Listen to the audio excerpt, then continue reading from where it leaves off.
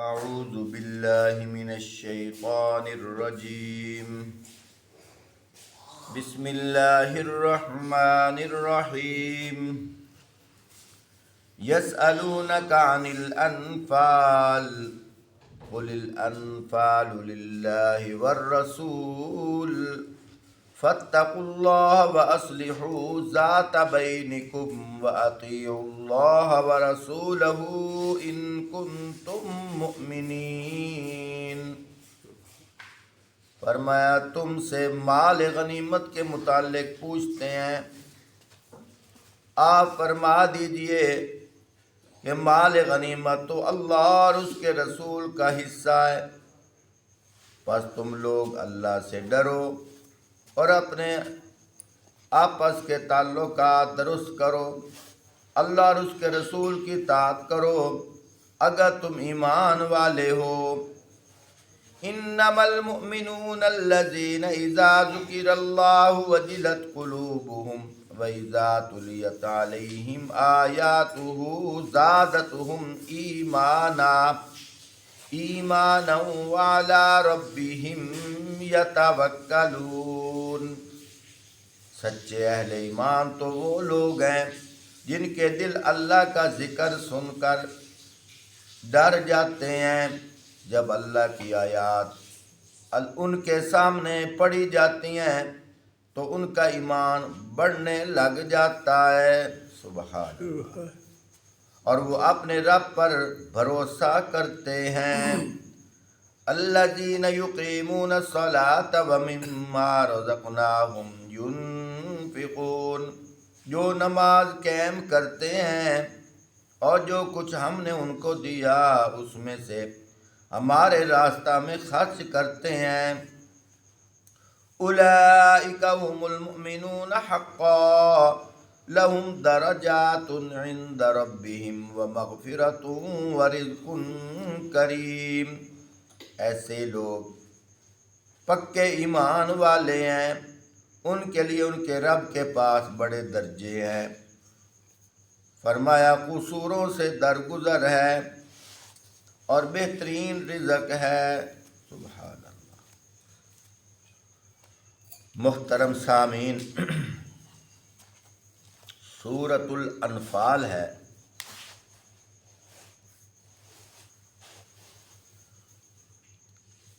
اس کا شان نزول جہاد کے متعلق ہے، مال غنیمت کے متعلق ہے. اس کی 75 آیات ہیں اور 10 رکوع ہے اور یہ سورت مدنی ہے.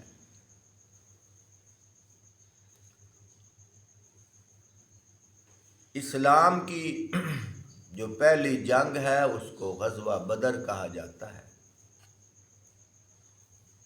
آپ صلی اللہ علیہ وآلہ وسلم کے زمانہ اقدس کے اندر ہجرت سے پہلے اعلان نبوت کے بعد مکہ کے اندر کم و بیش اعلان نبوت کے بعد 13 سال کا عرصہ گزارا، جنگ کا حکم نہیں آیا. ہجرت کے بعد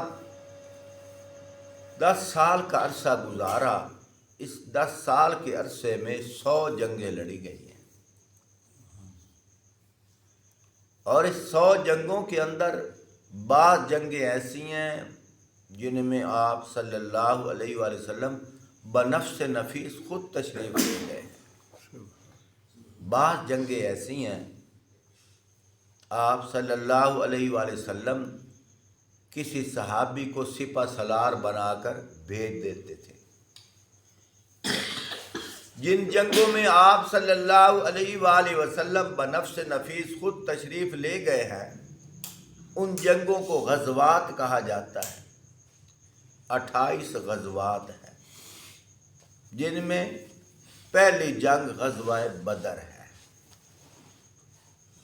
اور 72 سریے ہیں جن جنگوں میں آپ صلی اللہ علیہ وآلہ وسلم خود تو نہیں گئے، کبھی حضرت ابو بکر صدیق رضی اللہ تعالیٰ عنہ کو اور کبھی کسی اور صحابی کو سپہ سالار بنا کر بھیج دیتے تھے. اور سپہ سالار اسے بنایا جاتا ہے جس پر اعتماد ہوتا ہے. اور آپ صلی اللہ علیہ وآلہ وسلم جو بھی قدم اٹھاتے تھے اپنی مرضی سے نہیں اٹھاتے تھے. اللہ خود فرماتے ہیں وَمَا يَنْطِقُ عَنِ الْهَوَىٰ إِنْ هُوَ إِلَّا وَحْيٌ يُوحَىٰ. فرمایا نبی اپنی مرضی سے نہیں بولتے. نبی اس وقت بولتے ہیں جب اللہ وحی بھیجتے ہیں. نبی کا ہر عمل اللہ کے حکم کے تابع ہے. اگر نبی کبھی کبھی کوئی ایسا عمل کر بیٹھیں کہ اللہ کو وہ منظور نہ ہو، اللہ پاک منع فرما دیتے تھے. یہاں یہ مسئلہ بھی ثابت ہو گیا جو کسی کا محتاج ہوتا ہے وہ مختار نہیں ہوتا. آپ کہو گے تو نے دعویٰ تو بہت بڑا کر دیا ہے، دلیل ہے تیرے پاس؟ 28واں پارہ ہے، آخری سورت، پہلی آیت. آپ صلی اللہ علیہ وآلہ وسلم نے فرمایا آج کے بعد شہد میرے اوپر حرام ہے. اب نبی کا یہ زبان سے کہہ دینا بھی عمل ہے. آج کے بعد میں شہد نہیں کھاؤں گا، میں نے حوالہ دیا ہے. اللہ نے وہی بھیج دی یا ایھا النبی لم تحرم ما احل اللہ لک. اے نبی صلی اللہ علیہ وسلم، آپ نے اس کو اپنے اوپر حرام کیوں کیا ہے جس کو اللہ نے تمہارے اوپر حلال کیا ہے. یہاں ایک اور بات قابل غور ہے. اگر آپ صلی اللہ علیہ وآلہ وسلم کو پتہ ہوتا کہ اللہ پاک نے مجھے منع کر دینا ہے، آپ صلی اللہ علیہ وسلم کبھی یہ کام نہ کرتے. اور جس کو پتہ ہوتا ہے، جو غیب جانتا ہے، وہ ذات خاصہ صرف اللہ کی ہے. یہ ایمان رکھنا چاہیے. بہرحال میرے درس قرآن کے اندر باتیں اصلاحی ہیں، ضد بازی نہیں ہے، تعصب نہیں ہے. قرآن پاک کی رہنمائی ہے. قرآن پاک سے رہنمائی لو. ھدی للمتقین، یہ لوگوں کی ہدایت کے لیے آیا ہے. ھدی للناس، پہلے کہا ھدی للمتقین، پرہیزگاروں کے لیے آیا ہے. ھدی للناس، لوگوں کی ہدایت کے لیے. کیا مطلب؟ ایمان والے بھی اس سے ہدایت حاصل کرتے ہیں. اگر کوئی کافر بھی تلاش میں لگا رہے، قرآن کے پیچھے چلے، اسے بھی ہدایت مل جاتی ہے. تو محترم ساتھیوں، یہ پہلی جنگ ہے. آپ صلی اللہ علیہ وآلہ وسلم نے فرمایا اللہ پاک نے مجھے 5 ایسی فضیلتیں عطا فرمائی ہیں جو پہلے انبیاء کو نہیں دی.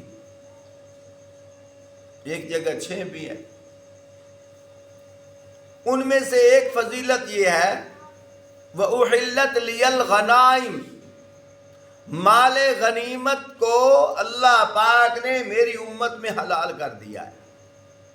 کیا مطلب؟ جنگیں پہلے بھی ہوتی تھی. حضرت سلیمان علیہ السلام نے بھی جنگیں کی ہیں اور انبیاء نے بھی کی ہیں. حضرت زکریا علیہ السلام کم و بیش 80 سال جنگ کرتے رہے ہیں. جنگیں اور انبیاء نے بھی کی ہیں. لیکن جب فتح حاصل ہوتی، جو کافر سے جنگ کی جاتی، تو کافر کا چھوڑا ہوا جو مال ہوتا وہ مال غنیمت ہوتا. وہ مال غنیمت خود نہیں کھا سکتے تھے، خود استعمال نہیں کر سکتے تھے، حرام تھا. اس کو اٹھا کر پہاڑی پہ رکھا جاتا. اللہ کی طرف سے غیبانہ آگ آتی، سارا مال راکھ ہو جاتا اور وہ اللہ کے ہاں قبول ہو جاتا. لیکن آپ صلی اللہ علیہ وآلہ وسلم نے فرمایا مال غنیمت اللہ پاک نے میری امت پہ حلال کر دیا ہے، کیونکہ یہ پہلی جنگ تھی، فتح ہو گئی۔ جنگ کے دوران 3 دھڑے تھے۔ 3 دھڑے یہ نہیں تھے کہ فرقہ بندی تھی، نہیں، کام تک تشکیل ہو گیا تھا۔ جس طرح تبلیغی ساتھی تشکیل دیتے ہیں، ذکر کے لیے ایک بیٹھ جائے اور ایک گشت کے لیے چلے جائیں، اور کچھ پیچھے بیان کے لیے بیٹھ جائیں، اور کچھ سامعین ہوں۔ اب یہ بھی تو 3 دھڑے بن گئے۔ 3 دھڑے سے یہ مراد نہیں ہے کہ ان کا ذہن الگ الگ ہے، ذہن ایک ہے، کام تقسیم ہو چکے ہیں۔ تو یہاں بھی کام تقسیم ہو گئے۔ ایک کے ذمے کیا لگا کہ تم آپ صلی اللہ علیہ وآلہ وسلم پہ باڈی گارڈ بن جاؤ، محافظ بن جاؤ، کوئی دشمن نقصان نہ دے۔ اور ایک گروپ جو ہے وہ دشمن کے تعاقب میں لگا ہوا تھا، دشمن کے پیچھے تھا، دشمن آگے آگے بھاگ رہا تھا، اور اس میں ایک حصہ جماعت کا جو تھا وہ مال غنیمت اکٹھا کر رہا تھا۔ فتح ہو گئی، جنگ ختم ہو گئی۔ اب جو مال غنیمت اکٹھا کر رہے تھے انہوں نے کہا یہ ہماری کمائی ہے، ہماری محنت ہے، ہم نے اکٹھا کیا ہے، یہ اس کا حق ہمارا ہے، یہ ہمارا مال ہے۔ جو دھڑا آپ صلی اللہ علیہ وآلہ وسلم کی حفاظت میں لگا ہوا تھا، یہاں ایک بات کرتا جاؤں، اشکالات آتے ہیں، ہمارا کام ہے اشکالات دور کرنا۔ لوگ کہہ سکتے ہیں جب حفاظت اللہ پاک کرتے ہیں تو یہ مخلوق کیوں حفاظت کر رہی ہے؟ سوال ہے نا۔ اللہ نے خود قرآن میں فرمایا یا ایھا النبی حسبک اللہ ومن اتبعک من المؤمنین، اے نبی تیرے لیے اللہ کافی ہیں۔ پھر فرمایا وَمَنِ اتَّبَعَكَ مِنَ الْمُؤْمِنِينَ، اور تیری اتباع کرنے والے تیرے اصحاب کافی ہیں۔ اس میں بھی بہت سارے موتی نکلتے ہیں۔ ایک موتی تو یہ ہے اللہ مسبب الاسباب ہے، وہ چاہے تو اپنے بندے کی معاونت کرے ڈائریکٹ، اگر معاونت کرے اسباب کے ساتھ پھر بھی اللہ کر رہے ہیں، اگر ڈائریکٹ کرے پھر بھی اللہ کر رہے ہیں۔ آگ جو ہے اللہ نے ڈائریکٹ معاونت کی ہے، کسی کو کہا ہے کہ جا کر پانی پھینکو، خود آگ کو کہا قلنا یا نار کونی بردا وسلاما علی ابراہیم، اے آگ ٹھنڈی ہو جا، سلامتی والی ہو جا۔ دیکھو ڈائریکٹ معاونت ہو رہی ہے،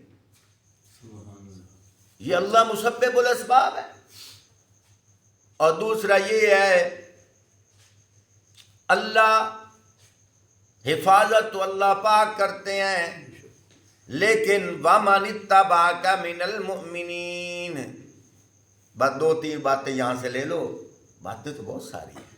ایک تو یہ ہے آنے والے کو پتہ چلے کہ یہ لوگ ایمان والے تھے، ایمان والے تھے تو اللہ نے ان سے کام لیا ہے، یہ نبی سے محبت کرنے والے تھے، محبت کرنے والے تھے تو پہرے دار بنے ہیں۔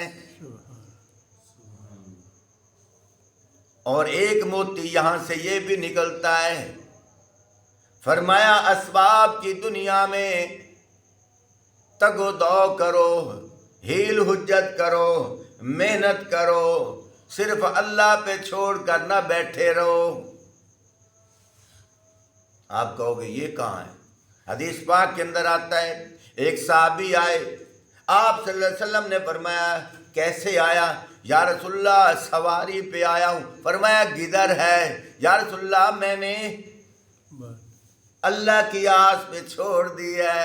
فرمایا جاؤ پہلے باندھ کے آؤ، پھر کہو میں نے اللہ کے حوالے کر دی ہے۔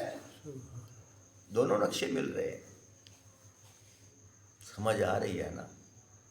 تو بہرحال بتانا مقصد تھا، صحابہ اکرام پکے ایمان والے ہیں۔ اب دیکھو حضرت صالح علیہ السلام کو 9 آدمی قتل کرنے کے لیے گئے، لیکن کیا ہوا؟ اللہ پاک کی غیب سے گڑھا بنا، کچھ وہاں گرے غرق ہو گئے، کچھ درختوں سے دیواروں سے ٹکرائے اندھے ہو گئے مر گئے۔ اللہ نے ڈائریکٹ مدد کی ہے۔ اور ادھر غزوہ بدر کے اندر اللہ پاک نے نبی کے دل میں بات ڈالی، صحابہ کو کہو نبی کی حفاظت کرو۔ اللہ ڈائریکٹ نہیں کروا سکتے تھے، اسباب کی دنیا میں بتانا مقصد ہے کہ تم ہیل حجت کرو، یقین اللہ پہ رکھو۔ پیناڈال گولی کھاؤ لیکن اس پہ یقین نہ کرو اس نے شفا دی ہے۔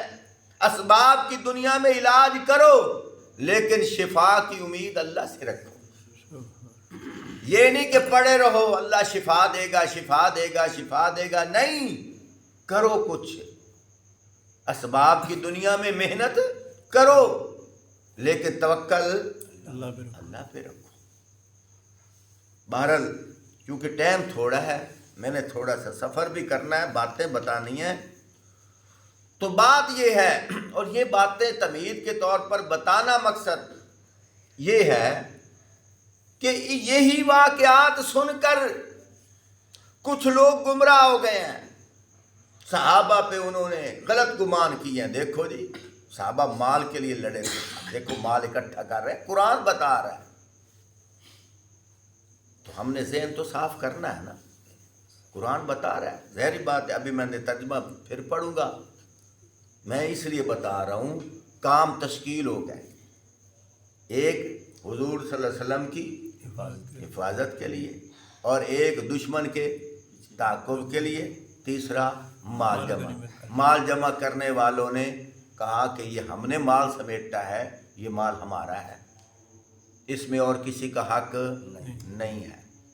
پیاریوں، میں اکثر مثال دیا کرتا ہوں، یو پی ایس ہے، یہ اس کا کام کیا ہے؟ اگر بجلی چلی جائے تو بجلی کا کام دکھائے، بجلی نہ جائے اس پہ تجربہ کیسے ہوگا؟ کیسے پتہ چلے گا اس کا یہ کام ہے؟ دین آپ صلی اللہ علیہ وسلم کے زمانے میں بن رہا تھا، اگر یہ پریکٹیکل اللہ پاک ان سے نہ کرواتے، حضور پاک صلی اللہ علیہ وسلم نے تو پردہ فرما جانا تھا، دین تو مکمل ہو جانا تھا۔ آج کے زمانے میں اگر اس طرح کوئی کرتا تو ہمیں اس مسئلے کا حل کیسے ملتا؟ اللہ نے پریکٹیکل صحابہ سے کروا کر ہمیں یہ مسئلے کا حل بتا دیا ہے۔ سمجھ آئی ہے؟ بہت سارے واقعات ہیں، ایک واقعہ نہیں ہے، ایک چوری کا واقعہ بھی ہے، ایک زنا کا واقعہ بھی ہے، غیبت کا واقعہ ہے، قتل کا واقعہ ہے، بہت سارے واقعات۔ نعوذ باللہ صحابہ ایسے تھے۔ اللہ قرآن میں فرماتے ہیں کہ مسلمان پہلے کیا کرتے تھے؟ شراب بھی پیتے تھے، نماز بھی پڑھتے تھے، اور شراب کے اندر نشے کی وجہ سے قرآنی آیات الٹ پلٹ ہو جاتی تھی۔ نعوذ باللہ معاذ اللہ، ہم کیا کہیں؟ نعوذ باللہ معاذ اللہ، نعوذ باللہ معاذ اللہ، الیاذ باللہ۔ صحابہ شرابی تھے؟ نہیں، پھر کیا کہیں؟ پیارے بھائیوں، اگر یہ حالت ان کے ساتھ نہ ہوتی، آج جو شراب پی کر مسجد میں آئے اس کو منع کیسے کرتے؟ وہ کہتا کہ تیرے پاس کیا دلیل ہے، تو کیوں مجھے روک رہا ہے؟ کوئی ہے قرآنی آیات؟ مجھے بتا۔ تو اللہ پاک نے یہ پریکٹیکل صحابہ سے کروا کر ہمیں مسئلے کا حل بتایا ہے. جب یہ موقع آئے گا تو میں وضاحت کروں گا، بہت دفعہ وضاحت کی ہے، تو بتانا مقصد یہ. اور ایک یہ ہے، یاد رکھو جب کوئی قانون بنتا ہے، پھر اگر کوئی قانون کو ہاتھ میں لے وہ مجرم ہے. قانون نہ بنے، اگر کوئی عمل کرے وہ مجرم. میں مثال دے رہا ہوں کہ ٹی وی پہ پٹی چل جائے کہ ایوب چوک پہ دفعہ 144 لگ گیا ہے کہ ڈبل سواری پہ پابندی ہے. کیا اس پٹی کے چلنے سے پہلے، قانون بننے سے پہلے لوگ 2 3 سوار ہو کے جا رہے ہیں، جرم کر رہے ہیں؟ کوئی جرم نہیں، وہ سواری ہے، سوار سفر کرنے کے لیے. پولیس والے بھی روک رہے ہیں، کوئی نہیں روکے گا، وہ بھی کھڑے ہیں، نہ وہ روکیں گے نہ والدین روکیں گے. کیوں؟ قانون بھی نہیں بنا، جرم بھی نہیں ہے. لیکن جب قانون بن گیا، اب جو بیٹھے گا اب جرم ہوگا. اسی طرح پہلے شراب پینا حرام والا قانون نہیں بنا تھا، تو اس کی جزا سزا کا پتہ بھی نہیں تھا، اس لیے یہ جرم بھی نہیں ہے. جب قانون بن گیا، ایک صحابی نے کم و بیش 1 کروڑ روپے کی شراب منگوائی تھی، کاروبار کرتے تھے. مدینے کے اندر بہت بڑا تاجر تھا، اور رات ہی اس کی شراب آئی تھی، رات. اور صبح فجر کی نماز پڑھی، اعلان ہو گیا، یا ایھا الذین آمنوا انما الخمر والمیسر والانصاب والازلام رجس من عمل الشیطان فاجتنبوہ، بچ جاؤ اس سے. اب کسی نے یہ بھی مشورہ دیا، جناب آپ اس طرح کریں، وہ آدھی قیمت پہ بیچ دو. فرمایا نہیں، میں بیچوں گا تو بیچنے والوں میں شامل تو ہو جاؤں گا نا. کروڑ روپے جاتا کیا، ان مٹکوں کو پتھر مار کے توڑ دیا. فرمایا اس دن مدینے کی گلیوں میں ایسے شراب بہہ رہی تھی جیسے کوئی سیلاب آیا ہوتا ہے. یہ ایمان تھا، یہ آپ صلی اللہ علیہ وآلہ وسلم کی 13 سالہ مکی زندگی محنت کا نتیجہ تھا. پیسوں کو نہیں دیکھا، عزت کو نہیں دیکھا، جان کو نہیں دیکھا، سب کچھ قربان کر دیا صحابہ نے. تو یہ میری ساری تمہید تھی، اور یہ سارے قرآن حدیث کے واقعات ہیں. تو بات یہ ہے، وہ جو دھڑا جس نے مال اکٹھا کیا تھا، اس نے کہا میرا مال ہے. صحابہ میں آپس میں اختلافات پڑ گئے، شاید کہ آپس میں دست و گریباں ہو جائے. لیکن ابھی تربیت ہو رہی تھی. کیا ہو رہا تھا؟ تربیت. یاد رکھو، تربیت گاہ کے اندر طالب علم سے غلطی ہو جائے وہ غلطی نہیں ہوتی، وہ تو سیکھ رہا ہے. ہاں، سیکھنے کے بعد اگر غلطی کی جائے پھر غلطی ہے. اب ایک بچہ ہے، اس نے کبھی نماز بھی نہیں پڑھی، وہ سیکھنے کے لیے تربیت گاہ کے اندر آیا، وہ الٹ پلٹ نماز پڑھ رہا ہے. ہم یہ نہیں کہیں گے یہ کیسا ہے، بھائی اس نے کبھی پڑھی نہیں، ابھی تو سیکھنے کے لیے آیا ہے. یہ الٹ پلٹ پڑھے گا تو پھر اس کی جہاں غلطی ہوگی بتایا جائے گا. تبلیغی ساتھی ہیں، اور جس نے کبھی نماز نہیں پڑھی، کبھی مسجد میں آیا نہیں، لیکن امیر صاحب نے محنت کی، اللہ نے قبول کیا، وہ بستر اٹھا کے جماعت کے ساتھ چلا گیا. اب اس کو حلال حرام کا پتہ نہیں ہے، لیکن وہ عادی تھا سگریٹ کا. بستر اندر رکھا، باہر نکلا، اس نے سگریٹ وہ کش لے کر کھینچ رہا ہے.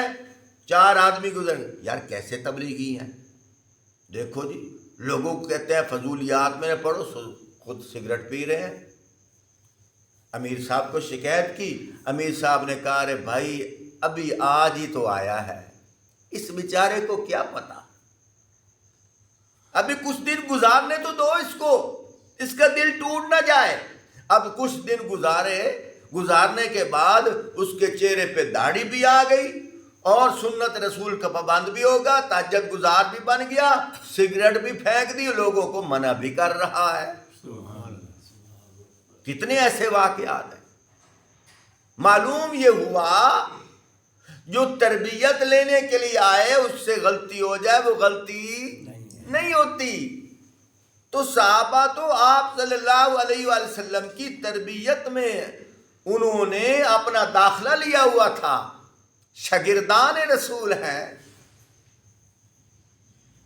تو بات میں عرض کر رہا تھا میرے بھائیوں، یہ صحابہ کی ہم غلطی جرم نہیں کہیں گے۔ جو ذرہ برابر اپنے دل میں اس طرح کا ارادہ لے آئے گا وہ دوبارہ کلمہ پڑھے۔ صحابہ کے بارے میں بدگمانی نہیں ہونی چاہیے۔ تو بہرحال یہ سوال آ گیا آپ صلی اللہ علیہ وسلم کے پاس، اللہ پاک نے یہ آیات نازل فرما دی، فرمایا میرے محبوب آپ ان کو کہہ دو جو مال غنیمت ہے اس پہ اللہ اور اللہ کے رسول کا حق ہے۔ اور پھر اللہ پاک کی طرف سے ایک اور حکم آ گیا۔ کیا حکم آیا؟ فرمایا یہ جو مال غنیمت ہے اس مال غنیمت کو 5 حصوں میں تقسیم کرو۔ جب 5 حصوں میں تقسیم کرو گے ایک حصہ بیت المال میں جمع کر دو عمومی طور پر، اور باقی جو 4 حصے ہیں فرمایا جو جنگ کے اندر شریک ہوئے ہیں ان میں تقسیم کر دو۔ آپ صلی اللہ علیہ وآلہ وسلم نے جب یہ فرمایا، وہ جو صحابہ جنہوں نے کہا تھا یہ ہم نے مال سمیٹا ہے وہ رونے لگ گئے، ہائے ہم کیا کر بیٹھے۔ اب دیکھو اگر صحابہ کے دل میں دنیا کی محبت ہوتی وہ روتے نا، وہ ضد میں آ جاتے، وہ ڈٹ جاتے، نہیں جی نہیں۔ لیکن جیسے ہی اللہ کا حکم آیا، جیسے ہی آپ صلی اللہ علیہ وسلم نے ارشاد فرمایا، مال سارا جمع کرا دیا۔ ایک چھوٹا سا واقعہ سن لو، ایک شان نزول اور بھی ہے۔ ایک تو یہ شان نزول ہے، ایک اور شان نزول ہے۔ وہ شان نزول یہ ہے کہ حضرت سعد بن ابی وقاص رضی اللہ تعالیٰ عنہ کا بھی یہ واقعہ ہے، ہو سکتا ہے یہ واقعہ بھی ہو وہ بھی ہو، دونوں اتفاقاً جمع ہو گئے ہوں۔ وہ فرماتے ہیں کہ غزوہ بدر میں میرے بھائی عمیر رضی اللہ تعالیٰ عنہ شہید ہو گئے، میں نے ان کے مقابلے یعنی بدلہ لینے کے لیے مشرکین کے اندر میں گھس گیا اور سعید بن عاص کو قتل کر دیا۔ مشرک ایک آدمی مجھے ملا، میں نے اس کو قتل کر دیا، اس کی جو تلوار تھی میں نے اپنے قبضے میں لے لی، اور میں نے آ کر کہا یا رسول اللہ صلی اللہ علیہ وسلم یہ تو میں نے اپنے بھائی کا بدلہ لینے کے لیے دشمن کو قتل کیا ہے، میں نے وہ تلوار لیا، یہ تو میں رکھ لوں گا، یہ تو میں رکھ لوں گا۔ تو اس تلوار کو لے کر حضرت صلی اللہ علیہ وسلم کی خدمت میں حاضر ہوئے اور کہا میں چاہتا تھا کہ یہ تلوار مجھے مل جائے، مگر حضرت صلی اللہ علیہ وسلم نے حکم دیا کہ اس کو مال غنیمت میں جمع کرا دو۔ میں حکم ماننے پر مجبور تھا، کیا مطلب دل تو نہیں چاہتا تھا لیکن اطاعت کرنا ضروری تھی، دل نہیں چاہتا تھا مجبور تھا، مگر میرا دل اس کا سخت صدمہ ہوا اور میرا بھائی شہید ہوا، اور ادھر سے میرا بھائی شہید ہوا، ادھر سے میں نے بھائی کا بدلہ لیا ہے، وہ ارمان مٹانے کے لیے میں تلوار لے، اب تلوار بھی واپس لی جا رہی ہے، تو میں نے اس کے مقابلے ایک دشمن کو مارا اور اس کی تلوار حاصل کی، وہ بھی مجھ سے لی گئی، مگر کیا ہوا جب اللہ پاک کی طرف سے حکم آیا کہ مال غنیمت جمع کرنے کے لیے آگے بڑھا، تو ابھی دور نہیں گیا تھا کہ رسول اللہ صلی اللہ علیہ وسلم پر سورۃ انفال کی یہ آیات نازل ہو گئی اور آپ نے مجھے بلوا کر یہ تلوار مجھے ہی عطا کر دی۔ اللہ کا جب حکم آیا تو تقسیم کے اندر وہ تلوار میرے حصے میں آ گئی، مجھے مل گئی۔ تو میرے بھائیوں دوستوں بزرگوں تھوڑا سا دوبارہ ترجمہ پڑھ دیتا ہوں۔ یسألونک عن الانفال، قل الانفال للہ والرسول فاتقوا اللہ واصلحوا ذات بینکم واطیعوا اللہ ورسولہ ان کنتم مؤمنین۔ فرمایا تم سے مال غنیمت کے متعلق پوچھتے ہیں، آپ کہہ دیجئے یہ مال غنیمت تو اللہ اور اس کے رسول کا حصہ ہے، پس تم ان لوگوں کو اللہ سے فرمایا پس تم لوگ اللہ سے ڈرو اور آپس کے تعلقات درست کرو، اللہ اور اس کے رسول کی اطاعت کرو اگر تم پکے ایمان والے ہو۔ اللہ ہمیں سمجھنے کی توفیق عطا فرمائے۔